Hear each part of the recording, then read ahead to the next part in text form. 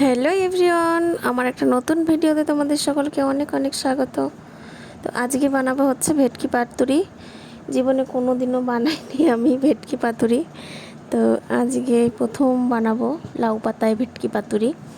তার জন্য আমি মাছগুলোকে ফার্স্টে ধুয়ে হচ্ছে রেখে দিয়েছিলাম জল ঝরিয়ে। আর এখন আমি একটু অন্যভাবেই বানাচ্ছি। হচ্ছে তোমার পেঁয়াজ, রসুন, আদা, তারপরে জিরে, গোলমরিচ আর সাদা সর্ষে, কালো সর্ষে, পোস্ত, মানে যত রকম মশলা আছে আমি সব কিছুই দিয়েছি। তারপরে দিয়েছি একটু পেঁয়াজ কুচি আর ধনেপাতা, লবণ, হলুদ আর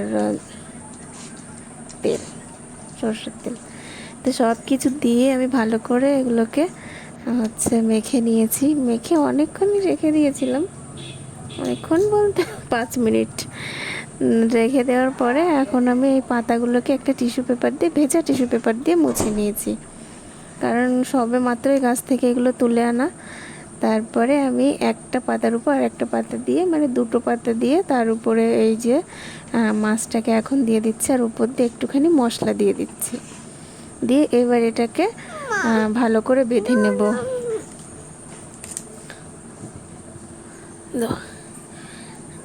আর এটা এখন আমি সুতো দিয়ে বাঁধবো, তার জন্য আমি সুতোটাকে বের করছিলাম। তো এখন দেখো ভালো করে এই পাশ ওপাশ ফোল্ড করে নিচ্ছি। কলা পাতায় আমি অন্য মাছ খেয়েছি, কিন্তু ভেটকি মাছ আমি ওই অনুষ্ঠান বাড়িতে খেয়েছি, বাড়িতে করিনি, কারণ বাড়িতে কেউই খায় না।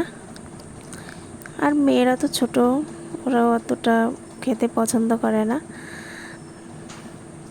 তারপরে দেখো আমি এমন করে ফোল্ড করে নিয়েছি, আর এখন এই সুতোটা দিয়ে ভালো করে চারিদিকে বেঁধে নেব।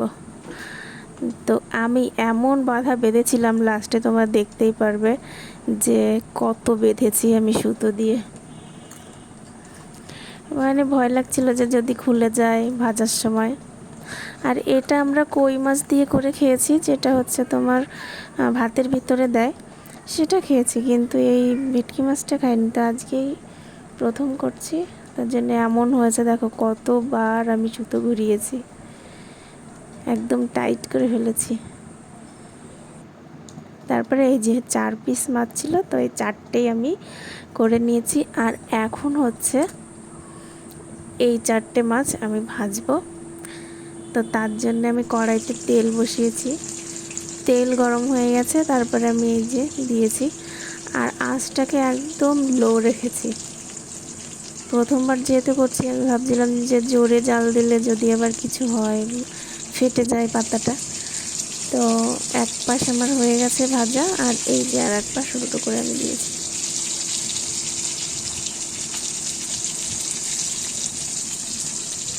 তো মোটামুটি আমার হয়ে এসেছে।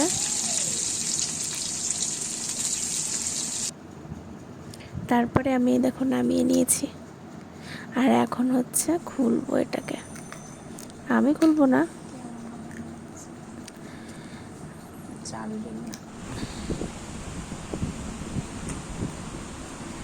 তো কাঁচি দিয়ে আমরা কেটে নিয়েছি সুতোগুলোকে, কারণ আমি এত পরিমাণে সুতো পেঁচিয়েছি যে খুলতেই পারছিল না। তবে একটা টেকনিক আছে খোলার, যে আমি আবার সবগুলো হাত দিয়েই খুলেছিলাম, আর এই প্রথমটাই ও কাঁচি দিয়ে কেটেছিল।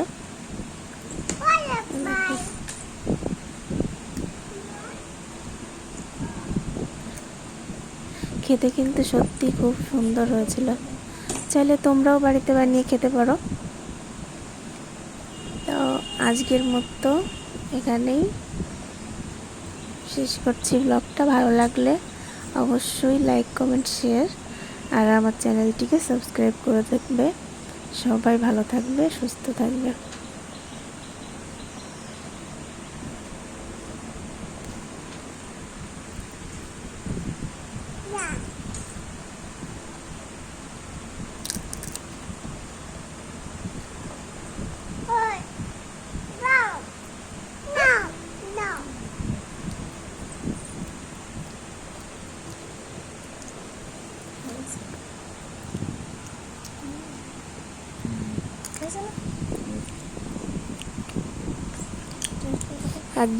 একদমই সুন্দরভাবে সিদ্ধ হয়েছিল। আর খুবই টেস্টি আর সেন্ট বেরোচ্ছিল।